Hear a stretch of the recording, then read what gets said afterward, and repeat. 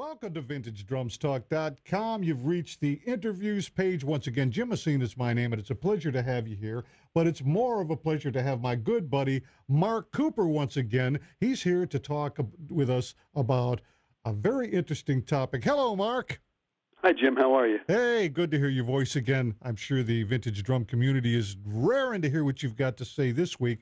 We've got an interesting topic. I want to talk about some pictures that you sent to me about a restoration that kind of will illustrate the fact that what you see is not always what you get, and sometimes that's not a negative thing. Mark, you purchased a drum a while back. Well, actually, it was recently on eBay, didn't you? Yeah, a couple months ago, there was a really poor photograph, one or two photographs of a late 20s Slingerland shell, drum shell, and had some missing parts, and it was just in horrible condition. And so because I restore a lot of Slingerland drums from that era, I'm always searching for spare parts like that. I mean, the strainers and lugs and hoops and everything. And this drum had some, to me, some valuable parts on it. I have a picture of that. Let's put that picture up right now. Look at this drum, guys. I think it's a pretty interesting looking drum myself. What exactly are we looking at here, Mark?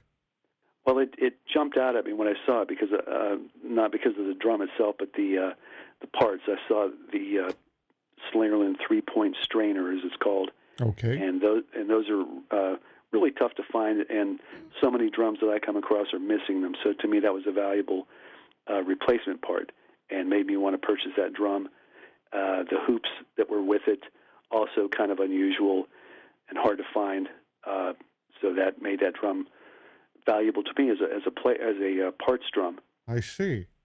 It's what are the dimensions of this? It's a regular that's 5? a 5.5 by 14. Ebony black. Now this is where it gets interesting, folks. I'm sorry, that's a 5 by 14. Excuse me. 5 by 14. Okay, and I've got it up here. It looks like it's a black. I don't recall them making that drum in flat black. I'd say this is the topic we're talking about, folks. This drum has clearly been painted. Now I've got several pictures here, and I'm going to put up one right now of the cloud badge. And if you look closely at this cloud badge, it is surrounded by. Now this is pretty old paint, right, Mark? This drum was painted a long time ago. Yeah, from the photos, it looked like somebody used barn paint or something on it and applied it really sloppily. And it's checking, and it's coming right up to the edge of the badge. That is really thick. Someone spent a lot of time trying not to paint the badge, but they used the worst paint in the world, and it's almost like stucco or something. And it was the drum was a mess. But again, the photos were so bad, I couldn't really tell what the person was selling here. And he described the drum to me as being a parts drum, and he said that because the top bearing edge was flat, someone had altered it, and that sort of sent off some bells and red flags in my head. So that didn't bother you because you just wanted it for that 3-point strainer, right? And the tube lugs and as a matter of fact, I had asked the seller. I said I was going to ask him, would you consider stripping the parts off for me and just throwing the shell away? Not even interested in the shell. Well, guys, I want to tell you something. It's a good thing Mark didn't ask him to do that, because get ready for this. Here's the finished drum. Mark did get that drum, and take a look at this right now. Do you believe that, folks? That is the same drum. The finished product. That is the end product. Yes, Mark, tell me what we're looking at right here. That's a 1929 to 1930 Slingerland artist model, finished in an extremely rare finish called Lavender Pearl. I am blown away. Now, folks, this is now we're showing you what tonight's topic is. There are hidden gems out there. Mark bought what he thought was a parts drum that had been painted, all right? And this happens frequently. You get shells that are painted. People, for some reason, would paint over them, and there are hidden gems underneath there.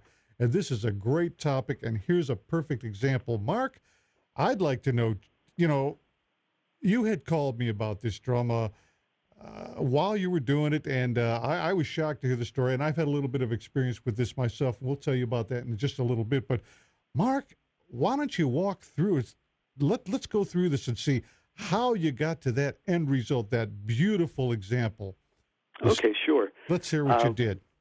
I purchased the drum, and a few days later it arrived. And what I found when I pulled it out was it was even worse than in the photograph. Oh, really? If that's possible. I mean, it was just this thick gloppy paint, and it looked like there were multiple coats of paint. There was even some white paint showing out through the black paint. And I know from experience this can be a real mess to try to clean up, try to restore, to try to strip off of a drum that just isn't going to end up being a nice looking drum to begin with. It amazes me, being, now how many years later, when something like this is highly collectible, it just goes to show you at the time somebody sat there and looked at a lavender pearl drum and decided, nah, I don't like it. It's not cool enough for me. I want it to look black, maybe like a Black Beauty or something. I don't know what they were trying to do. Yeah, it was a mystery. I mean, it was missing a few of the lugs, a few of the tube lugs, and I don't know what they had done with it, how someone could have, like you said, thought that was a good idea to paint this, maybe in the 70s when something like that was not considered to be cool. Yeah, that had to be it, because maybe they thought it was too feminine looking or something, lavender pearl. But it's shocking to me. But this, when you showed this to me and started sending me photos, I was blown away, because you show it right from the beginning, starting to remove the paint. And what did you feel when you looked under that paint? I looked at the drum and I thought, you know what, just for fun, I'm going to spread some paint stripper, some citrus-based, relatively slow-acting paint stripper on a section just to see what's under there. Because I realized that they hadn't just painted on a wooden shell. There was something under there. I could tell there was like some type of a wrap finish. And so I put a little bit of paint stripper on and let it go for 5 or 10 minutes and wiped away a section. And, of course, the first time I wiped away, it reveals white paint. Added some more to that, more stripper to that, wiped that away. And all of a sudden I see like this pinkish color showing through. And I went, wait a minute, hold on. So I immediately applied water to what I had done to arrest the stripping process. The chemical will stop working if you hit it with water. And I just stepped back and scratched my head and went, wait a minute, what do I have here? And can it be? Am I seeing what I think I'm seeing? Yeah, I thought maybe is the lighting wrong? Is this just some white pearl that has a odd, or is this some remnants of some red paint or something? Thought a lot of things. So I just carefully started removing more and more, and within half an hour I realized that it was lavender pearl. Now this was slow. This was pretty slow going from when you'd call. Now, at what point did you finally call me or let me know what was going on here? It was before I threw the drum across the room. It was agonizingly slow. I remember you were saying that, but you called me when you realized, wait a minute, this is lavender pearl, and I must say, by the time you were talking to me, you said, "Gosh, Jim, this is a great find. I'm excited and everything," but it was slow going for you with using that citrus stripper or whatever you were using. It was hurting your hands, and it was slow going. But now, folks, this is funny because Mark, he was looking at this from a certain perspective, and I'm saying, wait a minute, you're lucky to just have discovered this lavender pearl drum. Come on, get going. And you had sounded kind of dejected, like, gosh, I don't know if this is worth it. It was really tough going to getting that paint off, because I remember doing this to another drum myself, and it looks like you're going to ruin the pearl underneath, or the purlin. It still has white in it or remnants. So, anyways, that's the problem. Is now that I know what I have, I'm afraid of destroying or damaging it. Beyond where it's salvageable. Yeah. Well, it got pretty intense because you didn't just stick with the stripper. Most people would think, oh, you can't, go any further than that. Tell them what you did after you finally, he called me the next day, actually, folks. Somehow we got all motivated. We were talking. I said, Mark, you can do it. And I guess he got all fired up. The next day did, said, yeah. I appreciate your motivating words, because I was getting frustrated because I thought I was going to damage this thing, and it was so frustrating to think that I could get so close to having this. Yeah. I mean, you were ready to send it to me. You said, Jim, you like these, really hard to. But get this, folks. The next day, I swear, he calls me. I'm 3/4 of the way around the drum. He was all fired up and he could see the end product happening. So that was pretty cool. And I think my blood sugar had plummeted at some point the previous day. That's why. But I was fully revived and went at it full force. Yeah, you had that thing stripped and on to the next project as far as now what do you do with this the finish? Because that lavender pearl, when you use paint stripper, it roughs it up. It does. It does change it. It chemically changes the surface. So what'd you do next? Well, because it had dulled the surface, and I knew that going into it, mm-hmm. that it would, from doing this in the past, that it would dull it. But that can be brought back. It just depends on how dull you got it, how far along it is. I tried just a standard polishing compound, and that did absolutely nothing to mm-hmm. it.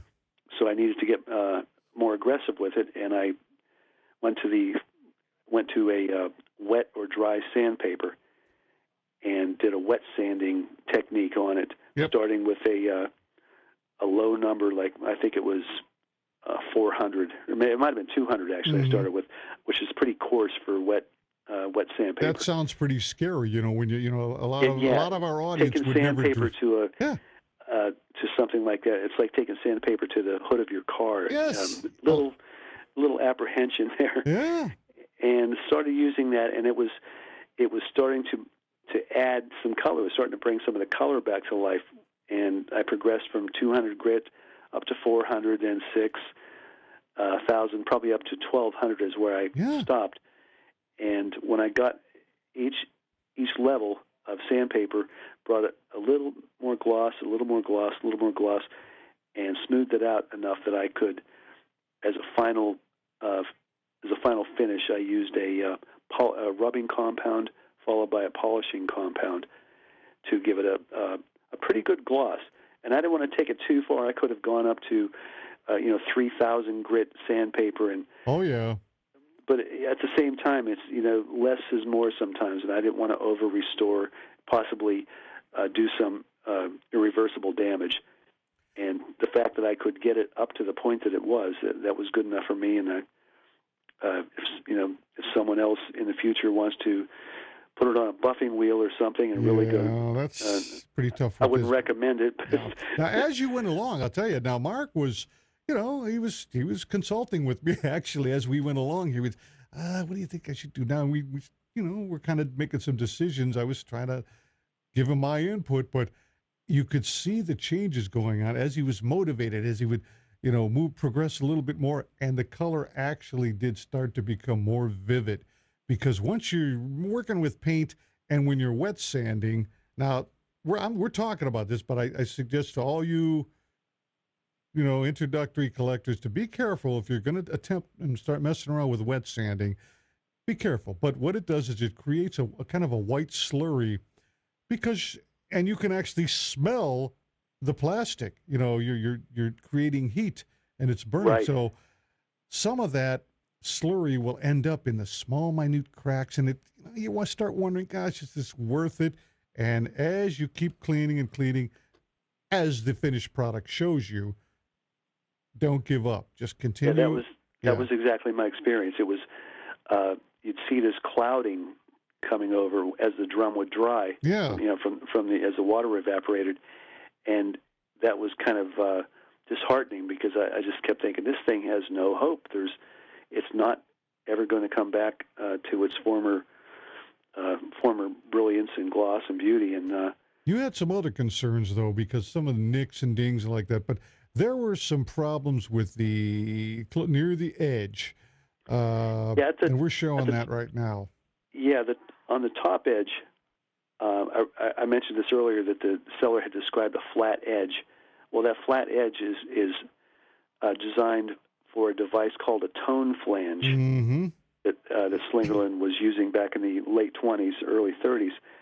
And it's a metal device that looks like a hubcap that fits over top of that flat bearing edge. And there's wood screws. There were 10 wood screws drilled and fastened into the top at intervals all along the top, and that tone flange rests on those wood screws.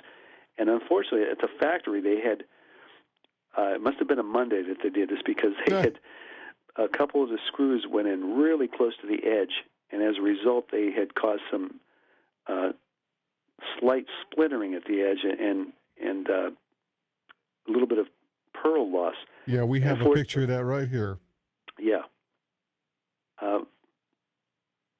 And those tone flanges themselves are very sharp, very unforgiving, and they just barely clear that top edge of lavender pearl.